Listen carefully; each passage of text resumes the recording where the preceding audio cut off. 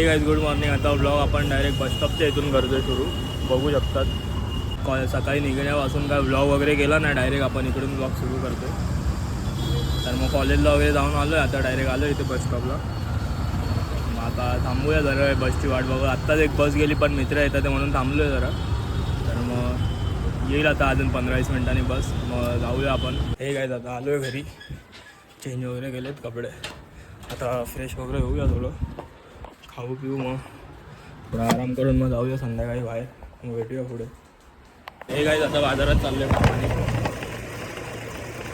एक काम आहे बाजारामध्ये, तर मग जाऊया फटाफट बाजारात.